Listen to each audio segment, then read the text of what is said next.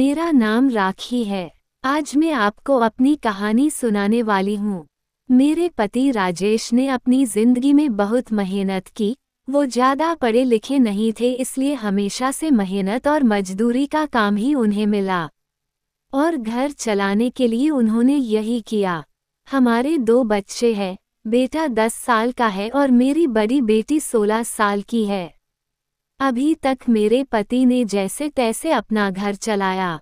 इस उम्र में भी आज भी हम वही है, अगर काम नहीं करेंगे तो खाने को नहीं मिलेगा, घर नहीं चल पाएगा। बेटा और बेटी की पढ़ाई पूरी नहीं हो सकेगी।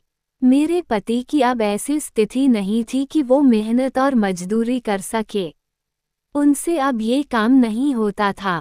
अब हम क्या करेंगे, कैसे अपनी जिंदगी को आगे बढ़ाए, कैसे कमाए? मुझे और मेरे पति को यही चिंता खाए रहती थी। नौकरी नहीं है तो अब क्या? फिर मुझे एक दिन बैठे ये ख्याल आया कि क्यों ना हम एक छोटा सा ढाबा खोल ले शहर के बाहर, जहाँ से वाहन और गाड़ियाँ आती जाती है। वहाँ टिन का छोटा सा छपरा बनाकर चाय और खाने का एक छोटा ढाबा खोल सकते हैं। मैंने अपने पति से यह कहा। उन्होंने कहा कि दुकान खोलने के लिए पैसे कहाँ है? मैंने कहा टिन का छपरा लगाना है, बस उसके लिए पैसे लगेंगे, बाकी सारा खाना बनाने का सामान हम घर से ले जा सकते हैं। थोड़े पैसे मैंने अपने परिचित से मांगे ताकि हम अपना छोटा सा ढाबा शुरू कर सके। उनके मन में अभी भी संकोच था, वो बार बार मना कर रहे थे, लेकिन मैंने कहा हम एक बार कोशिश करते हैं और ज़्यादा कुछ नहीं लगेगा। कुछ दिनों तक मनाने के बाद वो मान गए और हमने एक छोटा सा ढाबा शुरू कर दिया।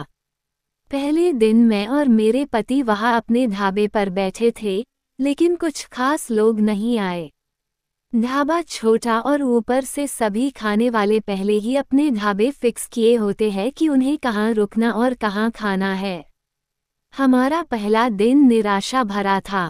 कुछ दिन ऐसे ही गए, कोई इक्का दुक्का लोग चाय पीने रुका करते थे, लेकिन इतना नहीं होता था कि हम उससे अपना घर चला सके। मेरे पति फिर से किसी काम की तलाश में लग गए।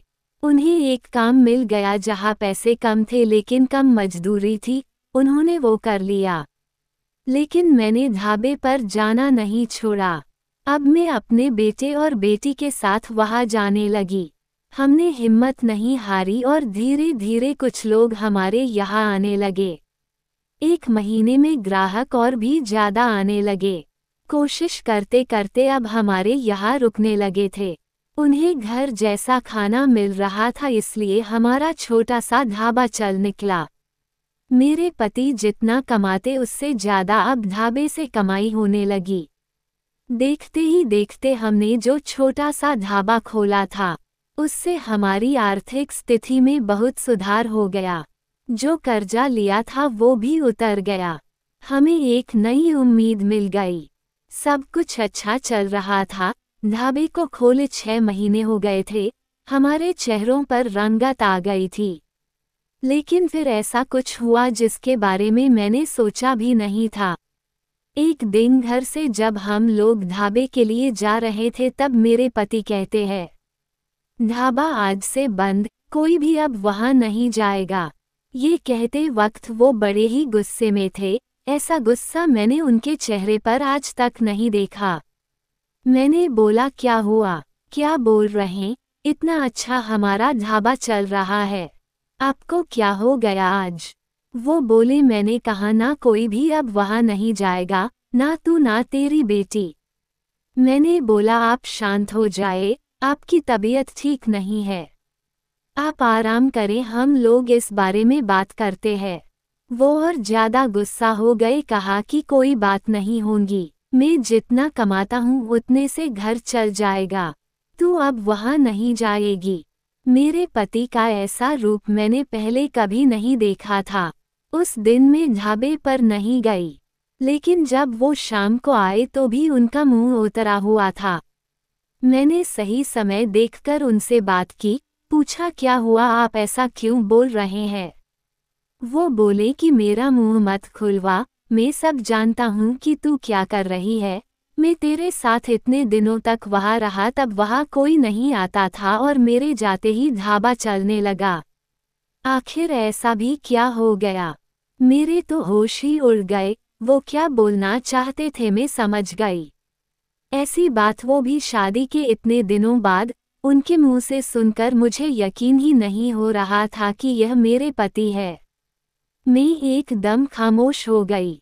रात को मेरे आंसू नहीं रुक रहे थे। मेरे मुंह पर अब ढाबे का नाम भी नहीं आया। इस तरह की बातें सुनने के बाद मेरा अब कुछ करने का मन ही नहीं किया। उस दिन से खामोश हो गई। अब कुछ करने को कहने को बचा भी नहीं था। मैंने सोचा था कि उनको कोई सफाई नहीं दूंगी, वो अपना काम करते रहें। लेकिन उनकी कमाई कम थी, उससे अच्छे से गुजारा नहीं हो पाता था। कुछ ही दिनों में जो पैसा जमा किया था वो खत्म हो गया। करीब 3 महीने बाद ही उनकी तबीयत खराब हो गई और वो बिस्तर पर आ गए। काम नहीं कर पा रहे थे। मैं जैसे तैसे उन्हें संभाल रही थी। घर में जब पैसा खत्म होने लगा तो कर्जा लेने की नौबत फिर से आ गई। मैं चाहती थी कि कहीं किसी के घर जाकर खाना बनाने या बर्तन धोने का काम करने लगूं। लेकिन उनकी तबीयत खराब थी और मैं नहीं चाहती थी मेरी किसी भी बात के कारण वो फिर उसी तरह की बातें करें। एक दिन वो बिस्तर पर थे, मैं उनके लिए खाना बना रही थी, तब उन्होंने मुझे बुलाया। बोले, मैं जानता हूँ उस दिन की बात तुम्हें बहुत परेशान कर रही है, लेकिन और तुम्हें लग भी रहा होगा कि मैं तुम्हें ये कैसे बोल सकता हूँ। लेकिन वो शब्द और बातें मेरी नहीं थी। मैंने कानों में ऐसी बात आई थी। अपनी रिश्तेदारी में ऐसी बात हो रही थी। मैंने अपनी बीवी और बेटी को अकेले वहाँ छोड़ दिया। उन्हें देख लोग रुकते हैं जिससे कमाई हो रही है। इस तरह की बातें मैं बर्दाश्त नहीं कर सकता। 2 रोटी कम खा लेंगे, लेकिन ये सब नहीं सुनना था। समाज और यहाँ के लोग, खासकर आपके परिचित और रिश्तेदार, आपको आगे बढ़ता देख बहुत कुछ कहने लगते हैं। लेकिन लोग इस हद तक गिरे हैं मुझे इसका पता नहीं था, और मेरे पति भी उनकी बातों में आ गए। उस समय में मैं भी होती उनकी जगह तो शायद यही करती। मुझे भी उतना ही बुरा लगता, वही फैसला लेती जो उन्होंने लिया। मैंने उन्हें कहा कि कहाँ है वो शुभचिंतक जो अब आपकी मदद करने नहीं आएंगे। जाए आप उनसे पूछ लीजिए। हमारे घर में खाने को नहीं है और आपकी तबीयत खराब है। आप बताए कौन आया अब हमारी मदद करने। दुनिया किसी को खुश नहीं देख सकती, और अगर कोई मेहनत करके आगे बढ़ता है तो सारे प्रयास करके उसे पीछे धकेलने की कोशिश करती है। और आप उनकी बातों में आ गए। वो लोग सफल हो गए। सबको बात बनाना है। अब अगर हम भूख से मर जाएंगे तो भी उन्हें बातें मिल जाएगी। वो लोग कुछ समय तक बोलते, अगर हमें कोई फर्क नहीं पड़ता तो वो थक कर हार मान लेते। वो पीठ पीछे ही इस तरह की बकवास कर सकते हैं। सामने आने की तो उनमें हिम्मत भी नहीं है। उस दिन मेरे पति की आंखें खुल गई। उन्होंने कहा कि तुम सच बोल रही हो, मैं ही पागल था। लोगों को सफाई देने और उनके आगे अच्छा बनने में अपना नुकसान करा लिया। जब हम गलत नहीं है तो हमें सफाई क्यों देना, क्यों डरना।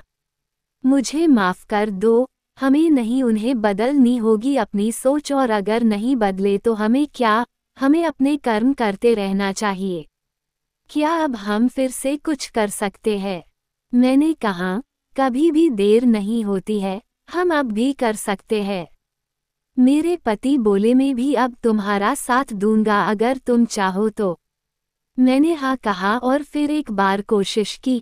थोड़ी मुश्किल हुई, लेकिन धीरे धीरे गाड़ी फिर पटरी पर आने लगी।